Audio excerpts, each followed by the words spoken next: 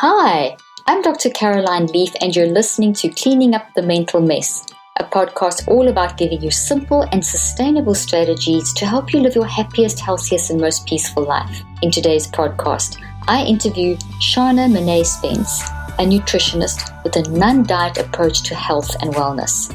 We have an amazing and freeing conversation around the dangers of diet culture, the benefits of intuitive eating, nutrition and mental health, diet culture trends that can be harmful, body dysmorphia, disordered eating and eating disorders, and so much more. Before we begin, I want to remind you that you can listen to exclusive ad-free content on Patreon.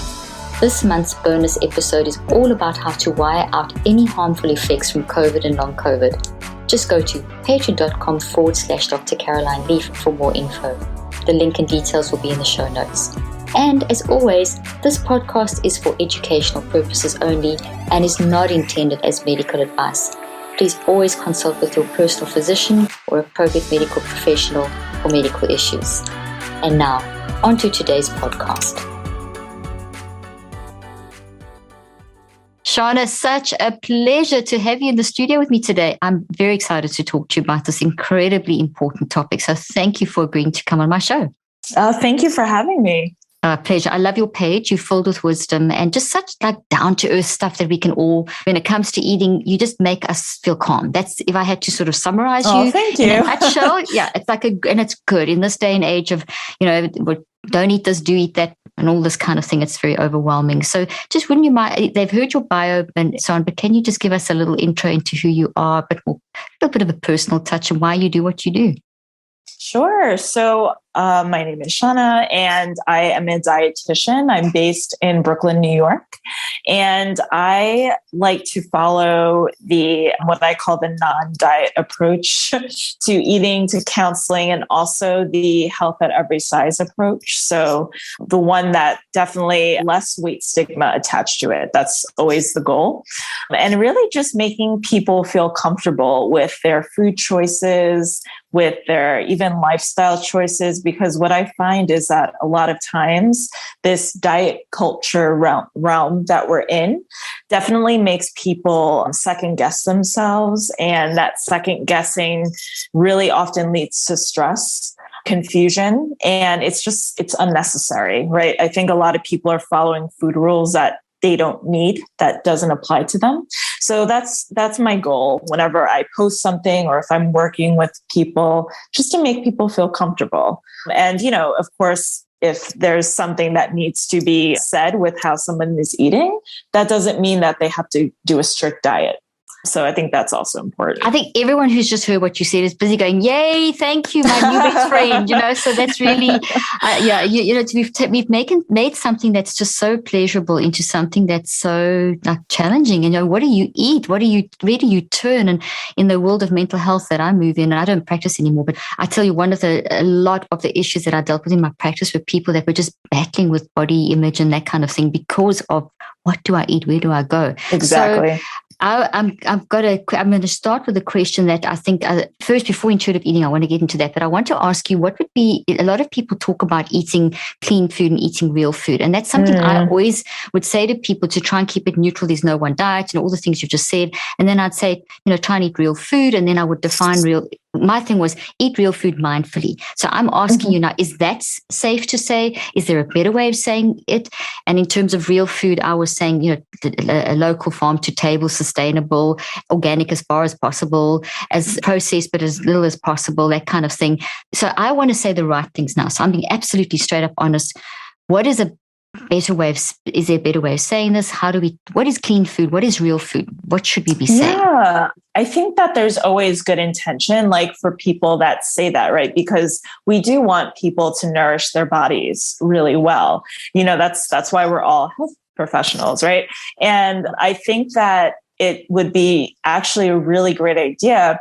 And I've also kind of kept thinking about how to say things to people where it doesn't feel still stigmatizing.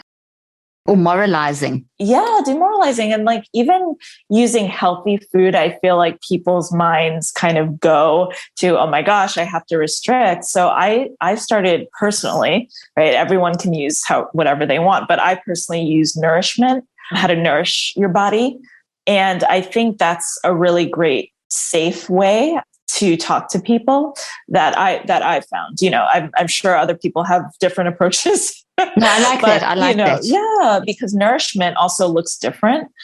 So I think that it's a good idea, because when we do talk about clean food too, it's like that kind of also implies, that it has to be expensive, that it has to be organic. And, if you want to buy those things, that is fine. But if you don't, or if you can't afford that, that doesn't mean that you're unhealthy. So that's important. No, that's really great. So we've got to be careful of the terms even real and clean, because they fall in the same sort of bracket, I think. So, and it can be quite judgmental, and it's, there's all the politics involved and all that kind of thing. So I love the idea of nourishment, because it also allows for the unique individual within their context and circumstance to be able to try and deal with that with no guilt, being piled on top of them and moralizing and so on. So based on that, then that leads us to what is intuitive eating. So you speak a lot about that, and then there's so much misunderstanding around that too. So can you explain that?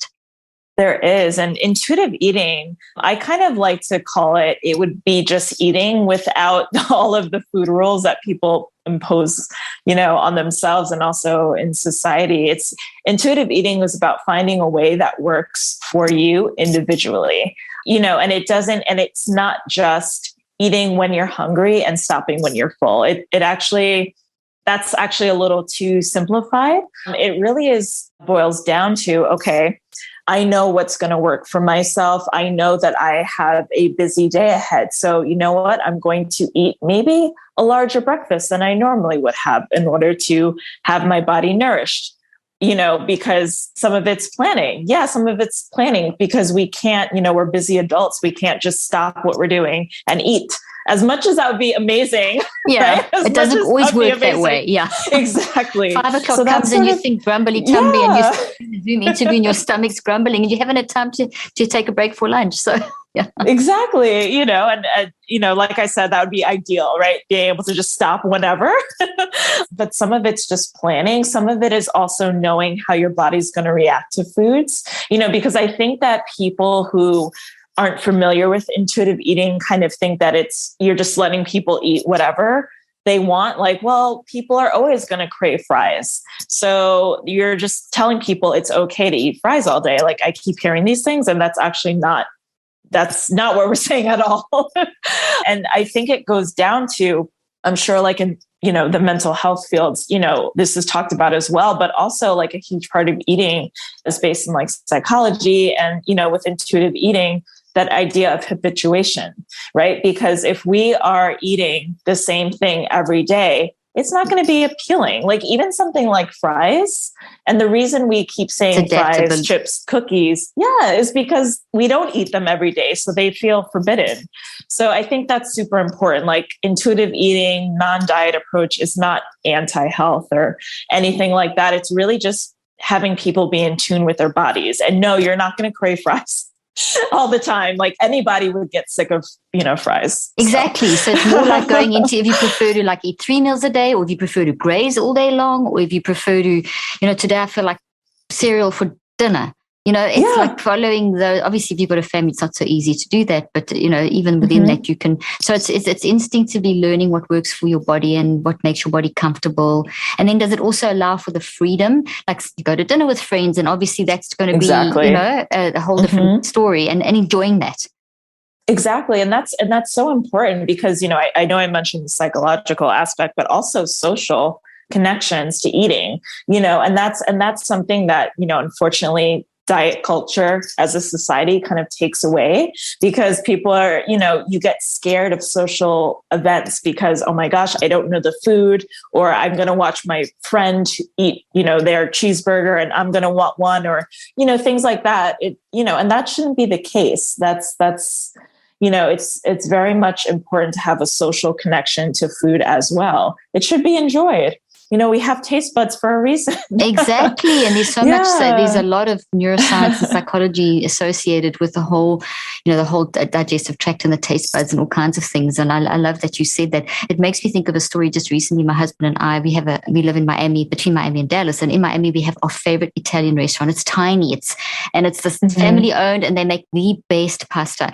And we love going there. And the one night we were going in, there was a table behind us and everyone was eating the pasta. And then this one lady ordered, and you could see she was battling, and she ordered like dry chicken and salad, like lettuce leaves, literally. And so, and as you're saying that, I felt so sorry, because you could see that she really wanted to eat that pasta and be part of the whole party, even though it wasn't our table, it was behind us.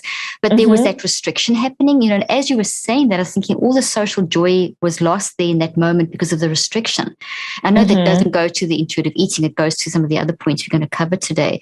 But what this whole diet culture has created is this taken the enjoyment out of this, and out of the socialization, out of the actual process of eating. And that's what, our taste buds are so connected to our pleasure centers in the brain and so on. Exactly. It's so important. And, unfortunately, I think it's become so normalized that, to be afraid of food in a way. And so I'm hoping that the more people realize that, no, it's actually okay, that it's okay to enjoy what you're eating. Even if it's a vegetable, like vegetables can taste good. They can taste really good. There's so many nice ways of cooking them and things that you can make them taste so good. So that's really important. We all know that sleep is so important for our mental and physical health. It helps clean up the brain and get us ready for the next day, so we can give our best at home, school, or work. However, getting a good night's rest can be a challenge. This is why I love Ned's best-selling sleep blend, which new and improved recipe offers an even greater night's sleep. Ned remains committed to making all of their products more simple and effective, and they've done just that with their new sleep blend. This new formulation blends CBN, a powerful cannabinoid that promotes sleep, with 700 milligrams of USDA-certified organic CBD from the purest single-source hemp flower extracts, and organic and wild-crafted botanicals traditionally used for sleep. The new sleep blend has 24% more sleep-inducing botanicals by weight than the previous version.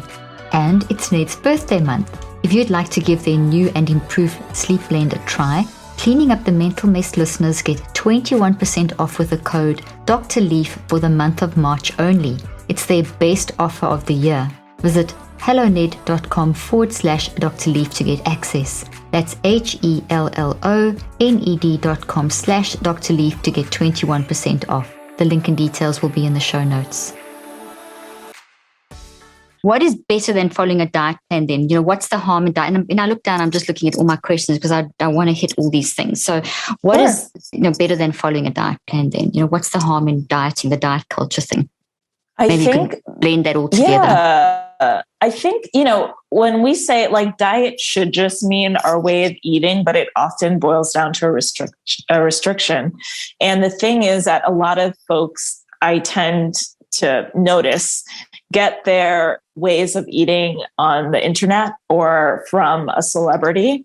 You always see headlines like what Beyonce's eating or what Jennifer Aniston or, all of these celebrities. And I'm like, that's great for them, but you are not Beyonce, you are not Jennifer Aniston. Like you need to find what works for you.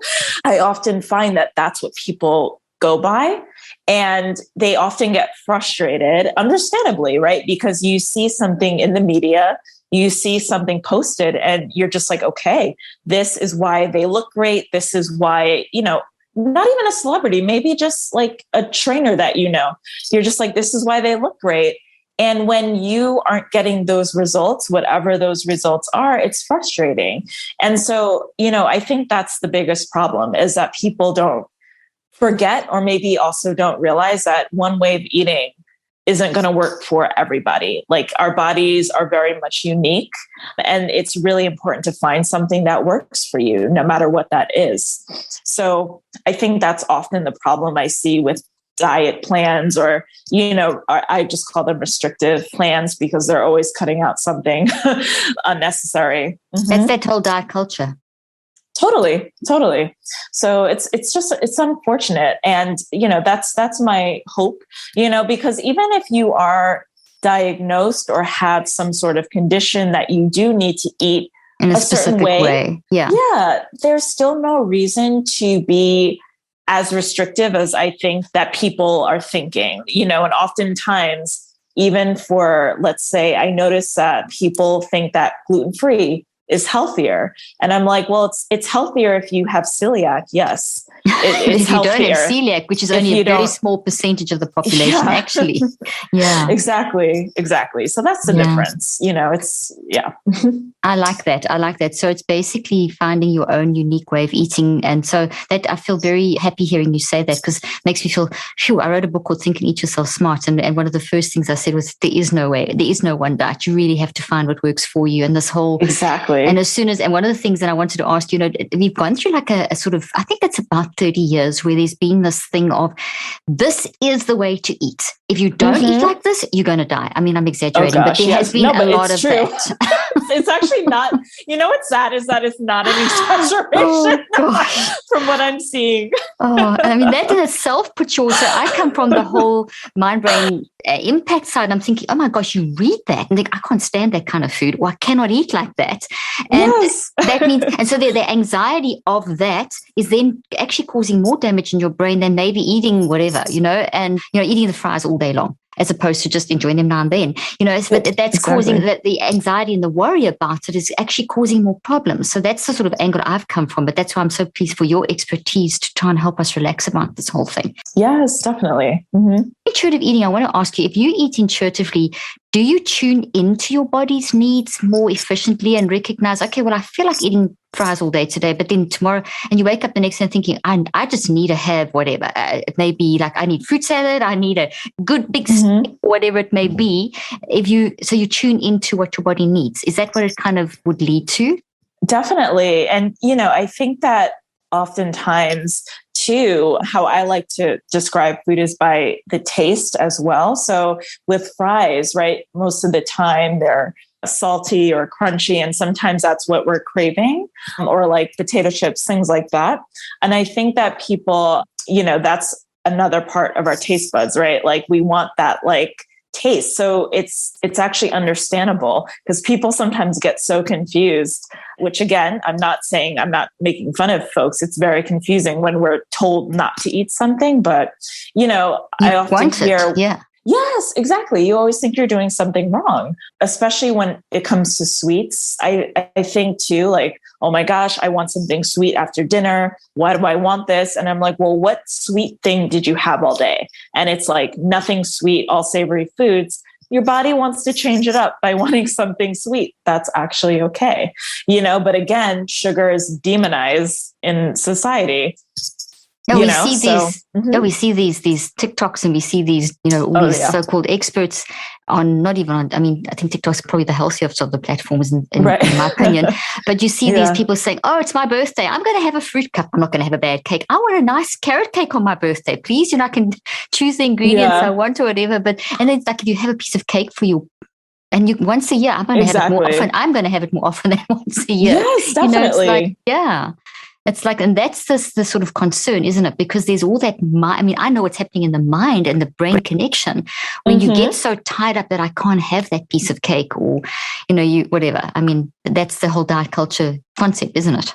It's true. And, unfortunately with TikTok, I'm still trying to get a hang on the app. Like I just joined and I'm just overwhelmed. Me too. No, thank you, Shana. That's me, the same thing. I'm trying to learn how to do it too. I can do Instagram Live. It's so easy, but gosh, this TikTok. Okay, so we're in the same. Well, what is happening? We will send each other some encouragement. I can tell you that is challenging. I'm just like, I don't know, because people are like, can you do this? I'm just like, no, I need to be very simple. In 30 seconds or 7 seconds, tell them how to eat.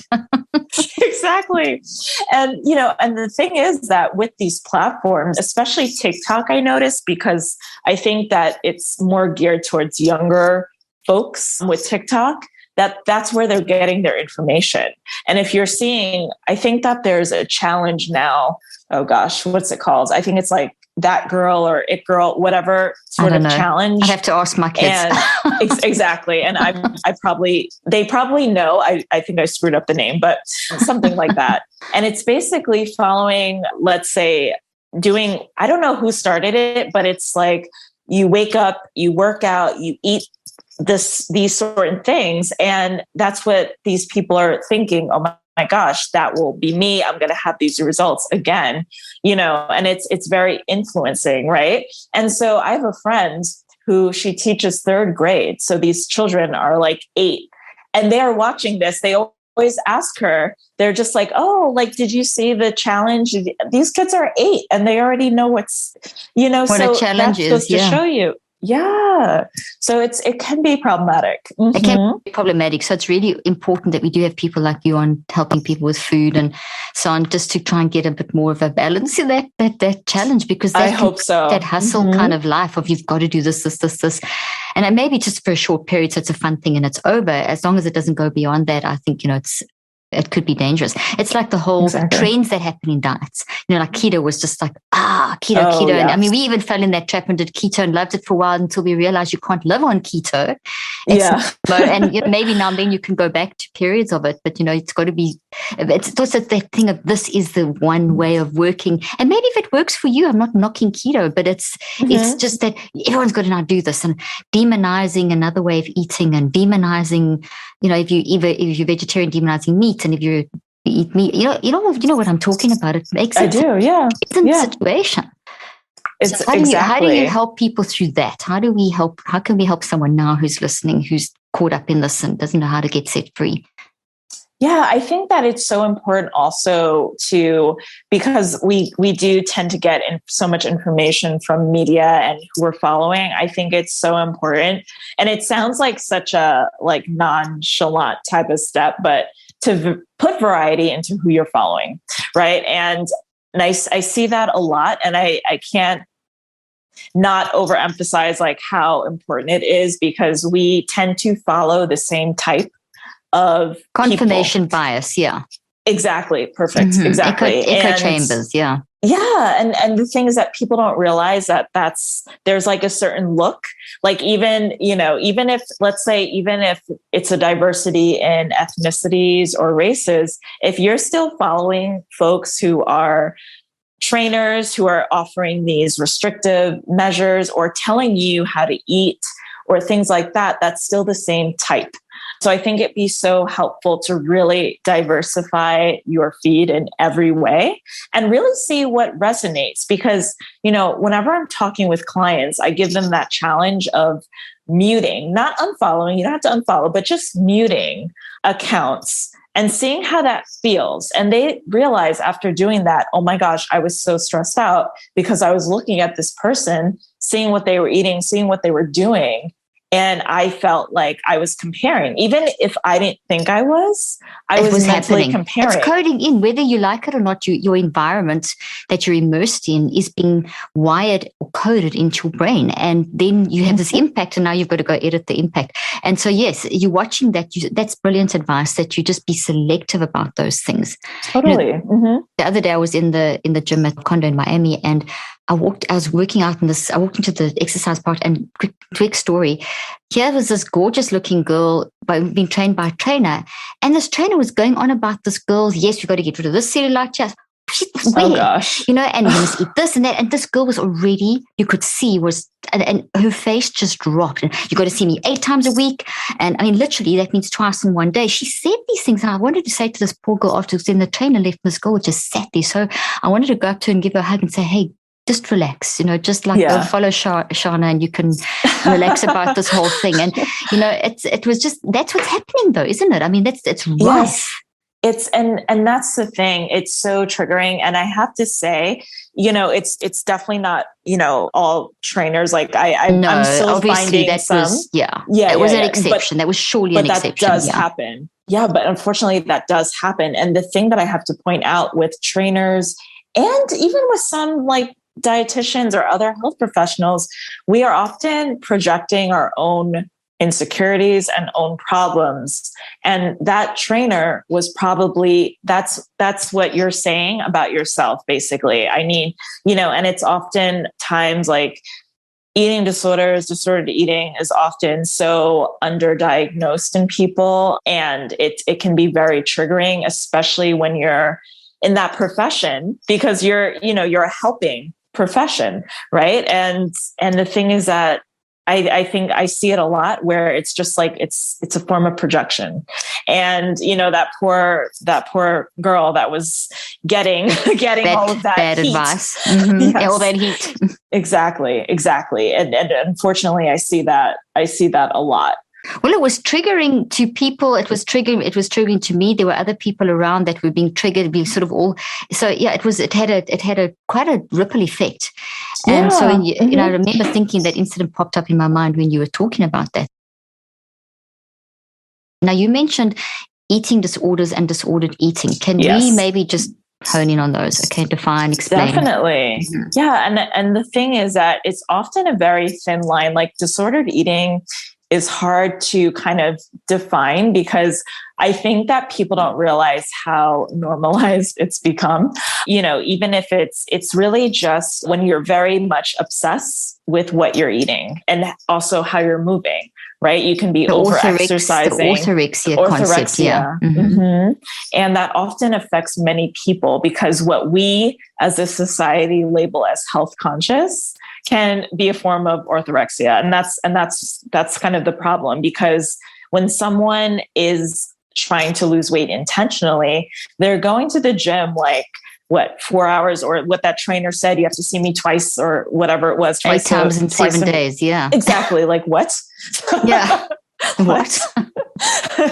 So that's a little bit disordered because that's not normal. If you have to do that in order to get to that size or to maintain, that's not healthy. And that means that you're not meant to be that size. So that would be disordered eating. That would be disordered. Yeah. And same thing with really being nervous about not only the quantity of food, because quantity would probably fall more under anorexia, which is an eating disorder. But something like orthorexia, it's mostly the quality of food, meaning, is it pure? Is it clean? Is it considered, organic or, things like that? But you're taking it to a level where you are afraid to eat anything that's not.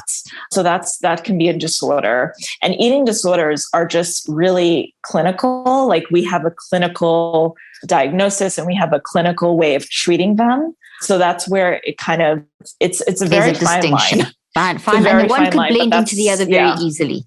You could very easily move between the two. Okay. No, that's really, really important that you've just spoken about that.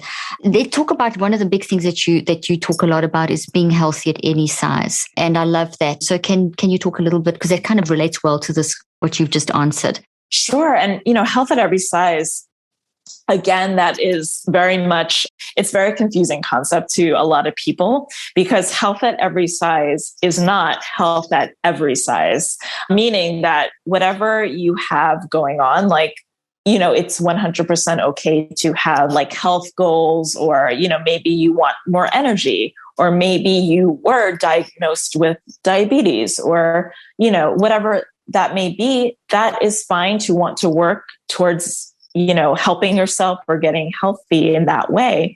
But we don't have to focus on weight. We don't have to focus on especially losing weight, because so many times whenever people get these diagnoses, they are always told, they're not told actual solutions. They're just said, lose weight.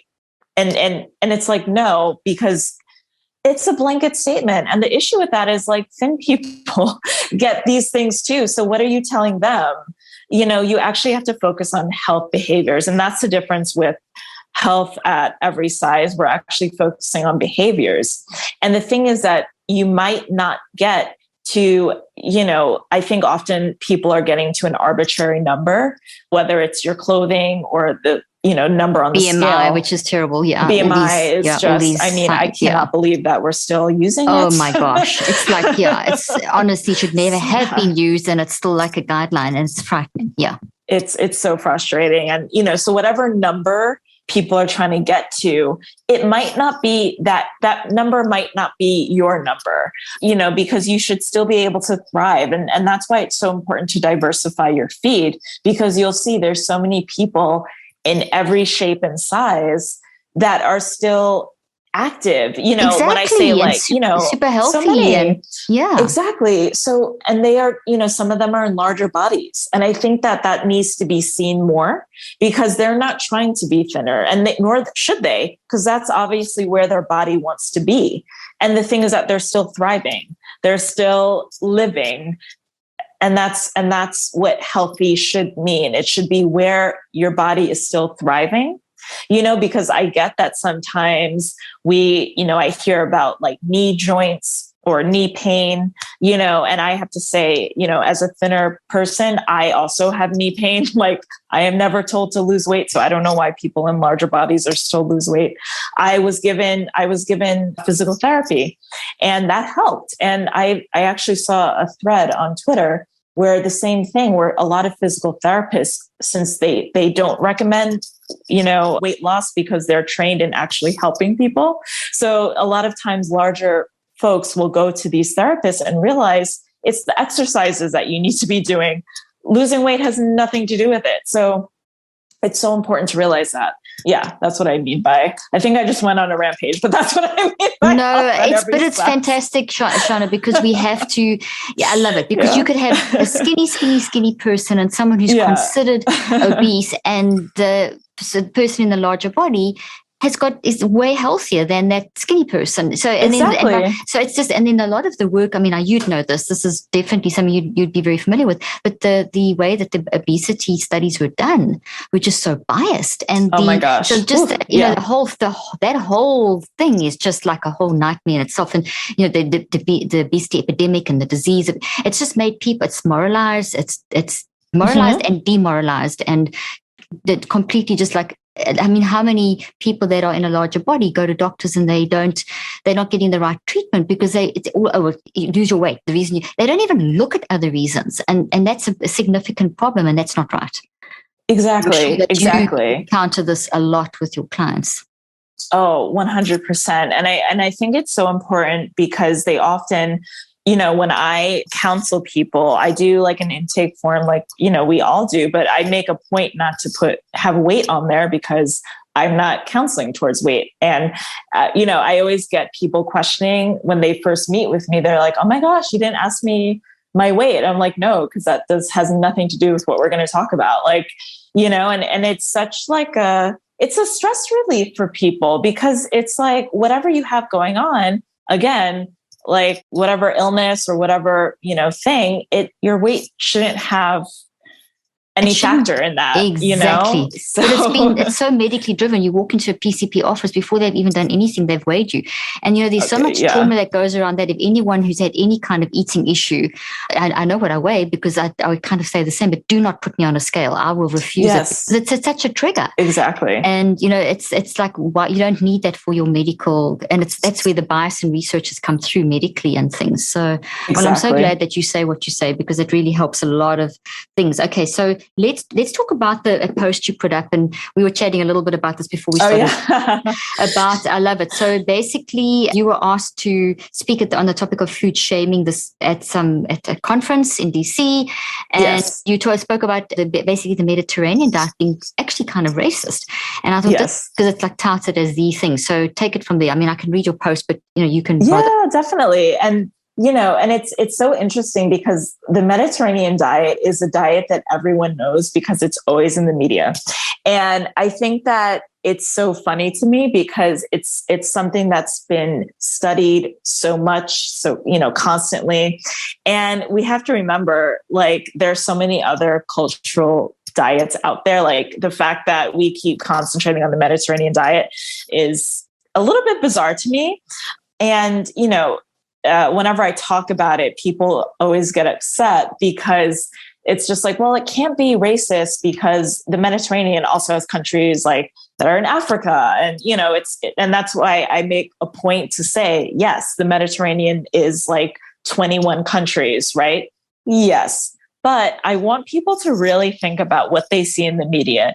Do you see those African countries being represented in the media when we're talking about the Mediterranean diet? Or do you see, the Eurocentric, usually white, folks representing Greece, Italy, Spain? Like, because I only see that. I don't see, unless someone is very specific with making a cookbook that is like, North African cooking, that will be the only time that I see representation. So, and that's what I mean when I say it is very much a Eurocentric way of thinking. Yes, there are many countries in the Mediterranean, but we don't see them. And that's the point. And I think that it's a bit intentional too. And the thing is that when we're talking about saying a way of eating, especially when it's one region of food, when we're talking about it being the best way to eat, that, like, how about someone who is not from those regions? Even if it is like North Africa, not everyone's from exactly that region. Every country has its own climate, its own ecosystem, its own soil, its own, it's so diverse. Yes. Yeah, it's so diverse. It's so bizarre to me because that's where a lot of people, because I also work in public health, and I get a lot of questions too, where people always assume their culture is bad. Like, I'm putting that in quotes, like as far as the food. And I get that because I take a deep breath just to kind of calm down when I hear those things. Because people, I'm right now, communities I'm working in happen to be high in like the Latinx Hispanic population. And I cannot tell you the amount of times people will say, okay, like, how should I eat? Because I know my foods aren't healthy. And I'm like, whoa. let's stop. Let's think about that statement, right? Because when you break down what they're eating, it's a lot of vegetables. It's just that the vegetables might look different. Go ahead. I was just looking at some of your things on the post. It's different. Yeah. It's different kinds of things because it's what's growing in that area. Sorry, carry on. I didn't mean to interrupt you. No, it's true. And the thing is that, every culture has vegetables. Every culture has grains. They might not look like the Mediterranean, right? But they're different. I remember once I was talking to this one woman, she was Honduras descent. And, again, she came up with the same thing of, I think my cultural foods aren't healthy. And I was like, well, what are you eating? Like, let's start there. And she started listing these foods.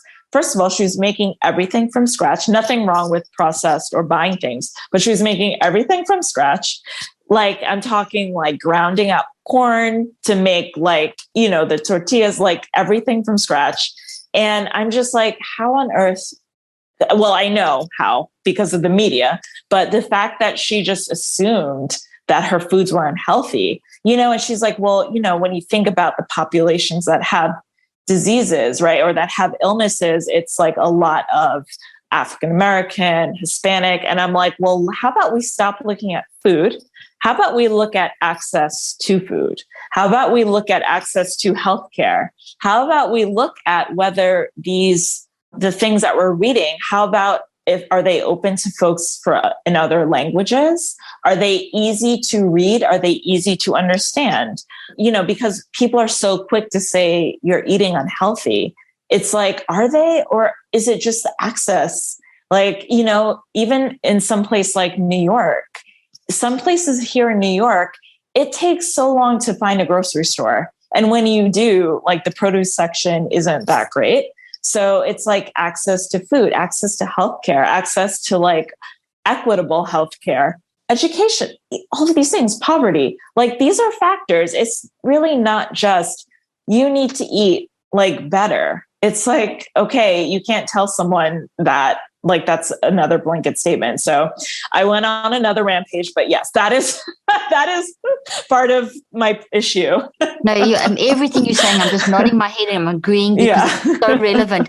It's we've got a diversity of cultures, we've got a diversity of climates. It's not going to be very easy to grow an olive tree in Iceland.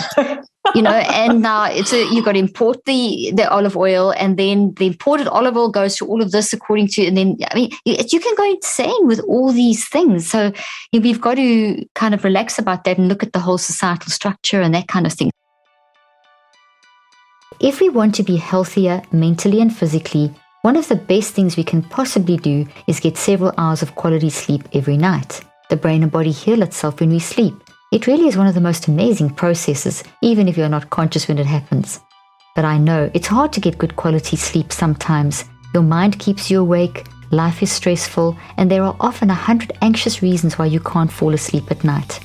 Thankfully, there are also ways we can improve our sleep quality and overall health, including taking magnesium. Believe it or not, around 75% of people don't have enough magnesium. No wonder so many people have sleep problems. But please do not run to the store to buy the first magnesium supplement you find.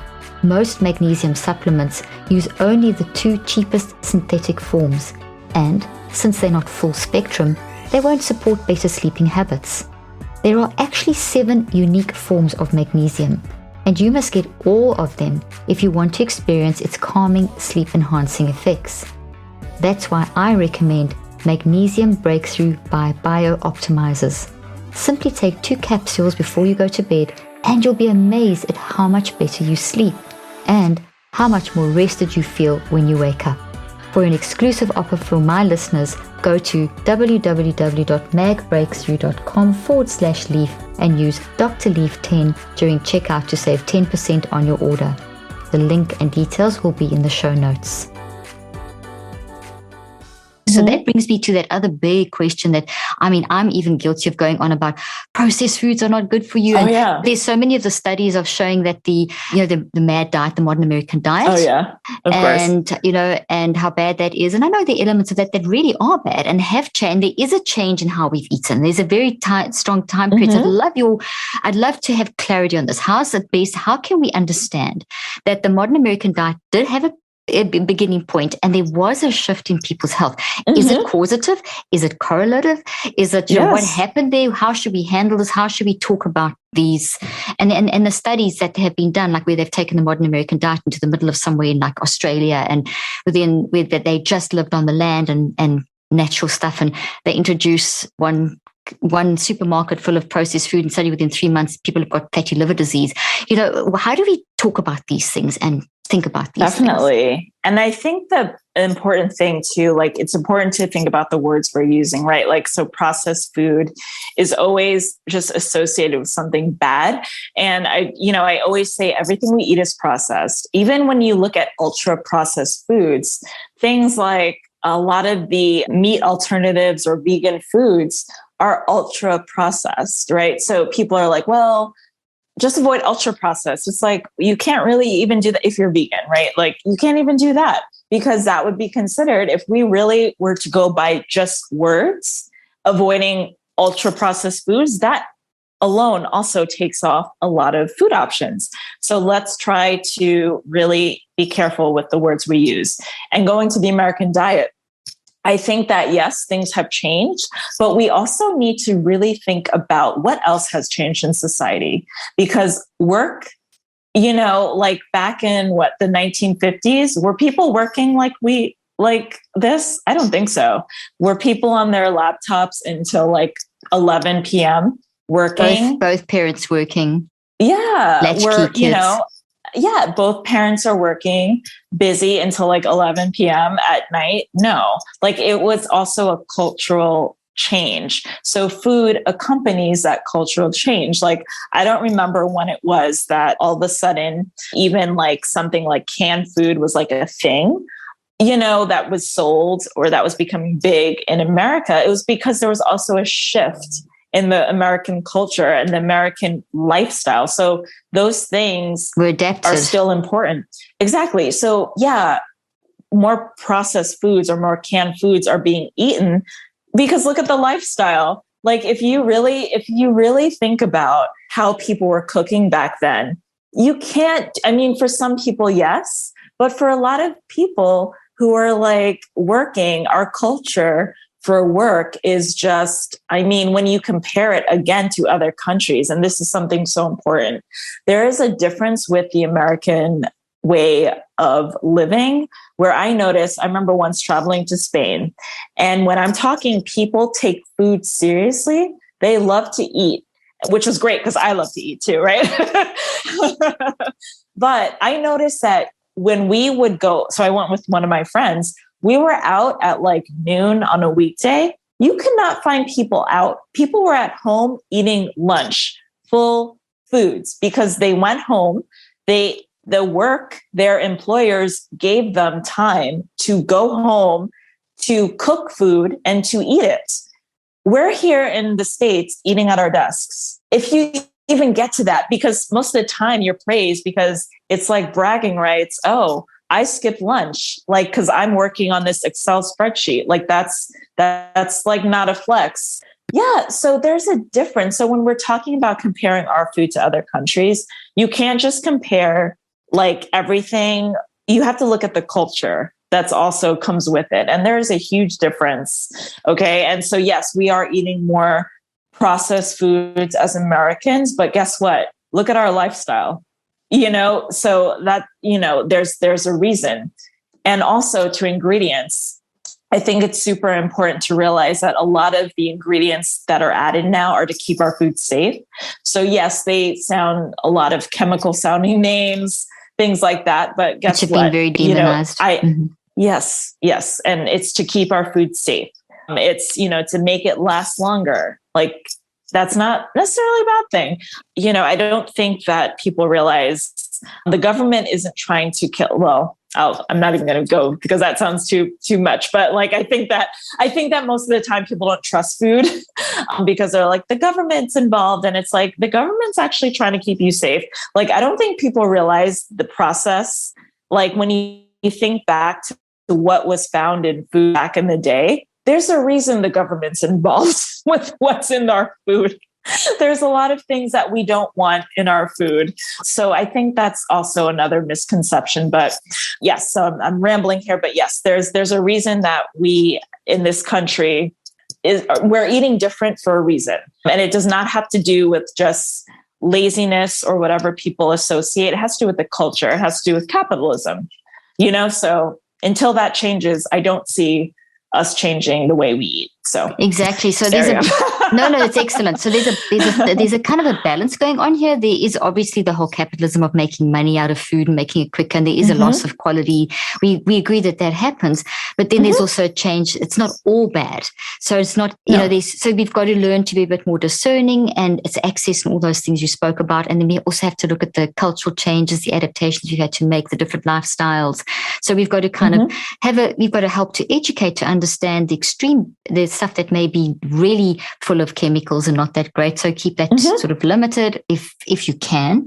And then, get more knowledge about the other processed foods that are, the chemicals are keeping you alive kind of thing. Don't you think there's a lot of romanticism in the current, and this is something I thought of as you were talking, it's kind of like the when we culture. When we were back in the day, and that's how we're not living ancient lives anymore. We're not living like that. We don't have that. Yeah. So we kind of need to, adapt and eat differently. Yeah. And that's so important because I see that a lot. Like, I want to eat the way our grandparents eat or ate before. And I'm just like, our grandparents, at least mine, they were not making kale, spirulina, like smoothies. Okay. So it's like they were eating what was available. Exactly. And so, like that, I kind of get what people are trying to say, but that statement is just still full of a lot of classism as well. I'm just going back to eating real food. And I'm just like, all food is real, unless it's like the plastic ones that like the dolls eat, like, that's fake food, but everything is real. Yeah. And as you say, it's the nutritional value. So there are some of those foods that don't have quite the same nutritional value. So it's once again, as you said right in the beginning, let's look at the nutritional content and maybe kind of balance it. Some have got a little bit less, get some with a little bit more, and, create a kind of more balance. And that's perfectly fine. Yeah. Yeah. And that's the intuitive thing that comes circling back to that again. This is an amazing discussion. Okay. Now, just very quickly, the GMOs, that's been such a debate. I know I've researched that and whatever. Do we want to even touch on that? Do you want to give a sort of overview or? A really great overview would be that kind of still falls into, I think it's scary to the word genetically modified organism, right? Like that sounds pretty scary. It does. And the science of it sounds very, it's like in the lab still. And exactly. And the thing, and, I can't speak to this because food science isn't my forte, but there is a really great There are a couple actually really great food scientists to follow that I always recommend. Food Science Babe. I'm so bad because, of course, I cannot remember her actual name, but that is her Instagram and TikTok name. But she really does break down all the scientific reasons as to why it's okay to have something like, because when you look at what I think corn is always brought up, like, oh my gosh, corn's a GMO. It's like, yes, it is. But if you look at what corn used to be, there's like a reason that it's been updated. Yeah, that it's been updated. Yeah. And that we have science to Exactly. And I think an also important point to make is that food insecurity is actually a thing. I think that we often forget that living in this country, especially, but food insecurity is very important. And we actually have an issue with food insecurity in this country, and actually being able to feed the amount of people in this country, it's harder than it seems. So yes, GMOs are a really good thing. I know I'm going to get a lot of heat for that, but it's actually a good thing when we're trying to feed folks in this country. It's not just organic, foods, which, it's hard to come by. It's hard for the farmer as well. But GMOs, it's not scary. I know it sounds scary, the name genetically modified. I know that sounds scary, but I promise you it's actually not. It's actually a good thing. It's a good thing, I think, going forward. I know that there's been a lot of research looking at the impact, and I know we don't fully understand the soil. I think we've got about a 95% understanding of the soil. And so but then, then there's also the impact of the things that we don't know about the science. But then there's also, this is what science is. It's a matter of, we're trying to help people, because I was always very anti-GMOs because I grew up in the era where my training and all that thing was it was a new science, and it was sort of it should be confined to the laboratory until we actually know what the impact is. But we're never really going to fully know the impact of anything. And I think we've now 20 years later or 30 years later that the science has been, I think it's 30, 40 years old now, that we are getting more insight into, and I think it's always with caution that everything should be, doesn't need to be fully embraced. There's got to be standards. There's got to be a level of evidence that this is not going to damage the soil and damage whatever. So I think those are the principles that I think we've moved in that direction. If I track how it used to be and how GMO science is running now, as I said, I'm also not a GMO scientist, but just having followed this field 20 years ago, 30 years ago, it really concerned me that things were released out there before we understood what we were doing. But now there's a lot more evidence-based knowledge. So I'm hearing you correctly that it's possibly time to start trickling this out into in a better way. There's been some bad mess-ups with the GMO and huge disruption. And I don't know. That's just, am I wrong? I mean, I'm totally happy to. And I also just want to point out too, there's nothing wrong with also questioning what's in our food, right? So I'm not saying never to question things, because I think that, when we question things, that also shows a level of, I don't want to say intelligence, but just that we're thinking. It's maturity and curiosity and self-regulation and So I definitely encourage people to question things. But however, where are you getting your information? Because, are you getting it from scientists, in that field, or are you getting it from social media, from an influencer? So that's the difference, right? We should be questioning things, but where are you getting your information and from? Even the world of science is, as you and I both know, I mean, it's like bias. Are you just looking at one, or are you looking at comparative studies? Like, can you look at both sides of the coin? So I always love reading these people that analyze studies, and they'll say, okay, this is what it's saying, but this is what's actually being said. And this could be, so, then they pulled it apart. So you can actually look at that argument if you agree with the logical pulling apart of you. So that's the kind of thing I think I'm hearing you say before we just blanket statement, it's bad or it's good, or it's get knowledge, get understanding, be curious. Amazing. I love that. Your mental health is and should be a priority. I learned this from my friend, Dr. Daniel Amen, who is a renowned psychiatrist, neuroscientist, and founder of Amen Clinics. The Amen Clinics are unique because they use a comprehensive and holistic approach, including brain SPECT imaging, to treat mental health issues. I visited an Amen clinic and seen Dr. Amen in action, and I was able to see for myself how brain scans show that many mental health conditions, such as ADD, anxiety, and depression, are often not caused by just one thing. That's why giving everyone the same treatment will never work. So you can get a treatment plan that's targeted to your needs. I love that the doctors at Amen Clinics use natural therapies wherever possible. To find out how you can change your brain and change your life, visit amenclinics.com/Dr. Leaf. If you book, you'll get 10% off an evaluation when you use the promo code Dr. Leaf 10 at checkout. The link and offer details will also be in the show notes. Couple of things more, because we're on the subject. Are convenience foods like canned foods or frozen dinners bad? And we've kind of intimated and gone in this direction, but I'd like to sort of be more specific. How would you help people process this? Because I think people feel so much guilt around that. So. 100%. And the thing is that, oftentimes, again, it's coming down to what your preferences are. And preferences aren't just taste, they're also affordability. Like canned foods are cheaper, right? So, if you prefer canned green beans because that is giving you more bang for your buck, right? And that's how you can feed your family.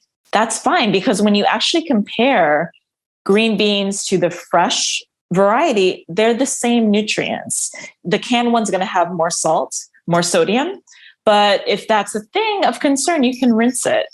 So there's still options there. Some people like the taste of canned green beans. So that's also a factor. It's like, if that's what you prefer, that's fine. And also, like folks with disabilities, that is easier for them to warm up some green beans than to cut up the green beans, the fresh ones, rinse them and cook them. It's just easier. And that's also okay. So those are options. Also, when we're talking about poverty in this country, if your gas goes out and you don't have any way of cooking, or your electricity, you can eat it straight from the can and you're still getting your nutrients, right? That's food safety, right? So there's reasons for canned food. If you prefer fresh, and you can afford it, all of that jazz, then by all means, eat your fresh green beans or whatever have you. That's fine.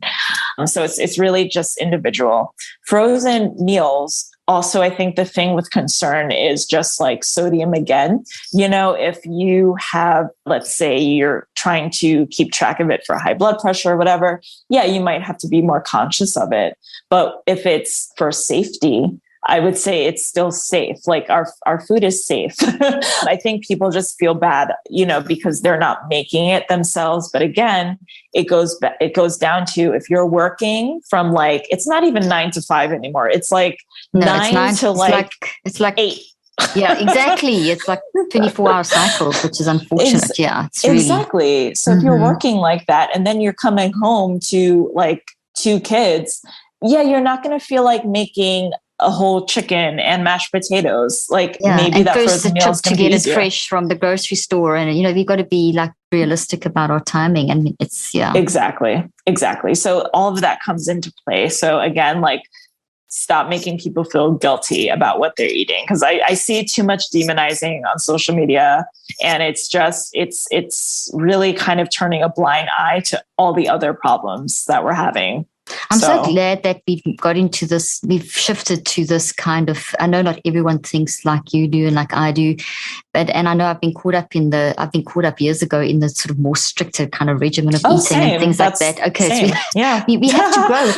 I was wrong and I've changed, and I'm happy to admit it. There's some things that I was wrong about, and there's a shift, which is really fantastic. So I want to just with my I could speak to you all day long, and there's so many important questions. I'd love to have you back on again sometime, but I'd love to just bring one more question. Are you okay with one more question? Yes, definitely. Just around something that comes up so much, and it's so related to the diet culture, and that's body dysmorphia. So, let's talk can we talk a little bit about that? Sure. And I think body dysmorphia, it kind of is in that realm of disordered eating sort of image. And the thing with body dysmorphia, it's also very much psychological and, all of that.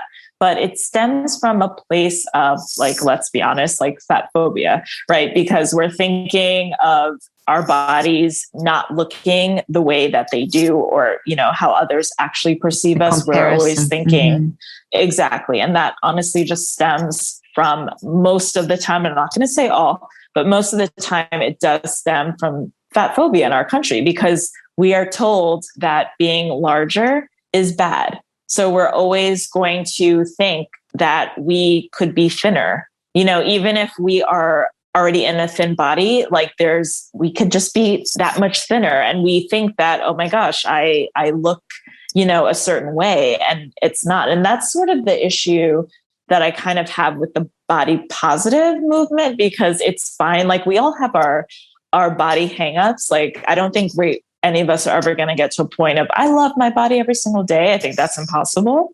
But I often see like the body positive, it's just like these thin women, and they're like kind of doing poses to make their bodies larger. Like, see, this is normal. And it's like, no, that's not really helping, because again, like, fat phobia also has a lot of weight stigma in this country, which leads to really bad healthcare for those individuals. So all of that, which I'm not going to get into, but yes. No, but we mentioned it earlier on, and it's very real. So I'm glad you brought up the body positivity situation, because that also has backfired a little bit. It's had a bit of a negative impact. I think we started out trying to be positive, but I mean, trying to be a good thing, but it's trying to be a good thing. Yeah. Yeah, but it hasn't quite been that way. It's created maybe more problems, you're saying? I think so. I mean, I wouldn't like, not maybe more problems, because I get it. Like, we all have some days are just not those days. But how is that helping the actual like anti-fat bias? Like, how is that helping that in this, in this society? Because basically what you're saying is, you are thin. You just take a bad picture. That's all. Like, but it's okay. Like, don't worry. You are thin. It's just that the picture is bad. That's what body positive is. Like, from what I'm seeing, it's like, here are some other angles. Yeah. Yeah, that's not true. So the core underlying problem, sort of in conclusion, well, there's lots, but is we've got to get over this fat phobia, and we've got to understand the whole context that a person lives in terms of accessibility, and stop demonizing food like we have been doing, which is contributing to so many problems, taking so much joy out of so many people's lives, and adding to mental health issues. So this has been fantastic. Where can people learn more about you and learn from you?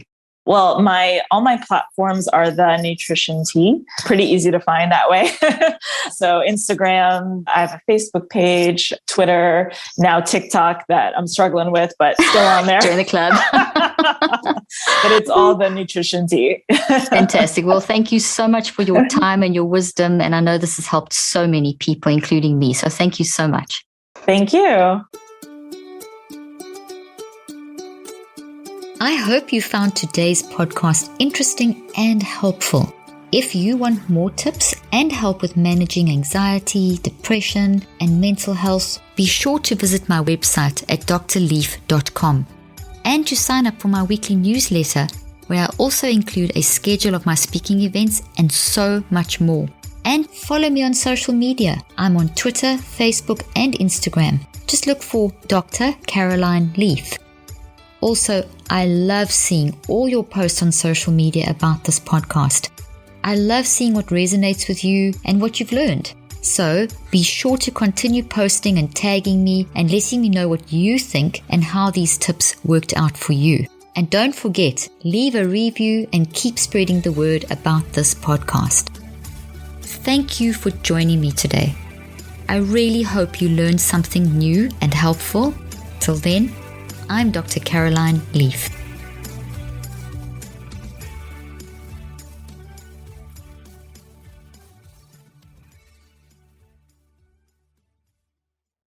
This podcast represents the opinions of myself and my guests. The content here should not be taken as medical advice. The content here is for educational and informational purposes only. Please consult your healthcare professional for any individual medical questions you may have. While we make every effort to ensure that the information we are sharing is accurate, we welcome any comments, suggestions, or corrections of errors.